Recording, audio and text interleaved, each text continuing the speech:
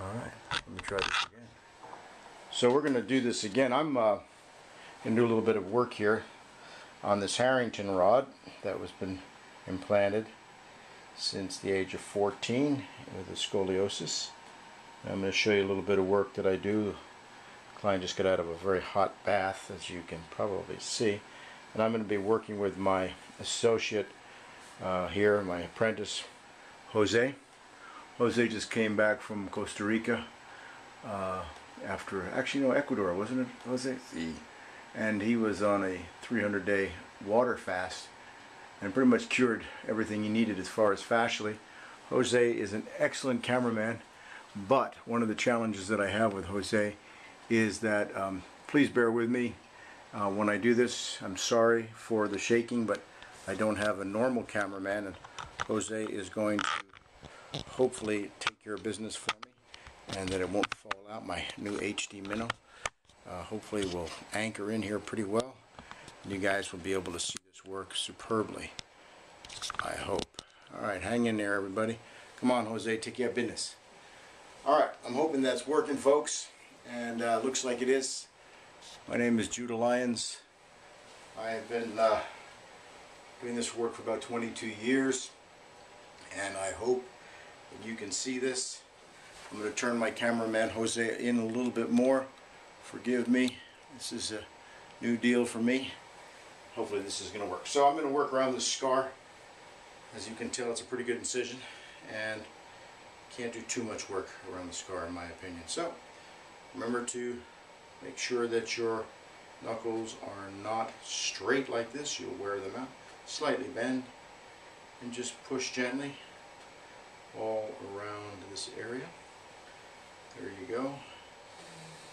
And a noticeable sigh of relief from my client, who has graciously allowed herself to be put all over the web. So I'm hoping that this is working, and then you can get a sense of this now. I just found a spot right here. I'm going to spend a little bit more time. Just going to show you a couple tools that we'll use in this area. I'm going to work this scar. Even though it's right on the spinous process, I'm still going to work it gently. Now I'm in the laminar groove, as you can see. Back over, crossing the erector spinae group, gently. Use a little bigger tool now. Create a myofascial spread, and just work that same area with a little bit bigger tool. Slowly, there's a spot right there.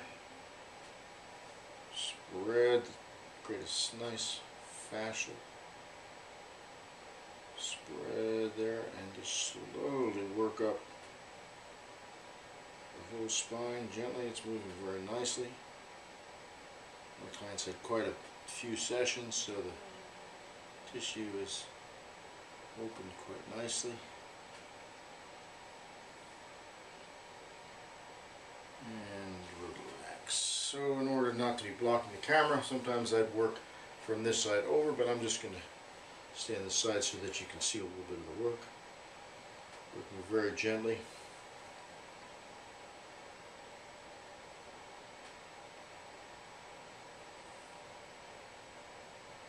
A bit more resistance here, so I'll take it laterally. And kind of working the rib a little bit. Slowly. A little bit. Other fascial movement. This left arm is going to move along the iliac crest just slightly. Getting the lumbar fascia. Now I'm up to where the scoliosis was most pronounced when she was younger.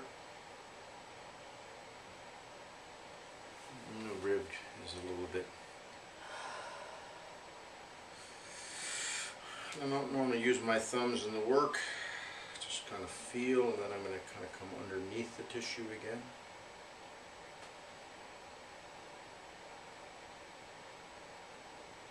Slowly. Again, bring it in toward about a 45 degree, but that's not necessarily an axiom. That's what I'm doing now. I'll show you some to kind of do the same thing. Take the tissue, get a sense of where it's a little tight. Use the olecranon gently. I'm just going to follow it all the way down, slowly. Can create more little stretch this way. I don't do this all the time, but it feels appropriate now. I'm going to change the vector by moving my arm like this. This is a very superficial layer, and as the hand goes up, the angle changes. My focus changes as far as the layer that I want to attend to. And I'm going to work this all the way down the iliac crest, and then just bring it laterally along the crest, and a little bit in the glute, moving down, and begin to affect the tensor fasciolatum. When you come back, you can see the scar tissue. Just work that a little bit. This is where the rod inserted, right there.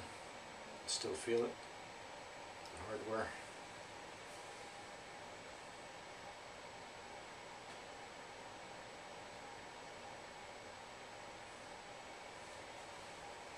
And this is an extreme case where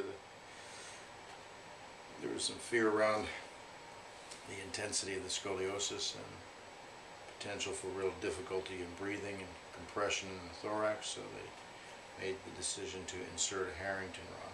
This beautiful lady. Oh, we might have to cut that out. That's part of the presentation. Oh, I'm going to have to leave on that one, excuse me. We're going to take a break.